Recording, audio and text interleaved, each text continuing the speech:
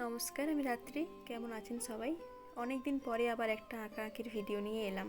আসলে এই কাজগুলো হলো আমার অত্যন্ত শখের কাজ।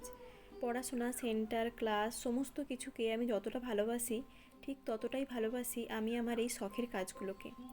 তাই তো কেউ যদি আমার কাছে আবদার করে এই কাজগুলো নিয়ে, সেই আবদার আমি কখনোই ফেলতে পারি না। ঠিক যেমন আমার মা আমার কাছে আবদার করেছিল যে ঠাকুরঘর মোছার এই বালতিটাতে সবসময় জল পড়ে পড়ে বালতির গায়ে খুব বাজে একটা দাগ পড়ে গেছিলো, এটার কি কোনো ব্যবস্থা করা যেতে পারে? আমি বলেছিলাম যে আচ্ছা, দেখছি কি করা যায়। সত্যি বলতে এই সমস্যার সমাধানের রাস্তা আমার জানা নেই, কিন্তু যেটা আমি করতে পারি, আমি নিজের পছন্দ মতো কিছু আঁকতে পারি, তো সেটাই আমি করলাম।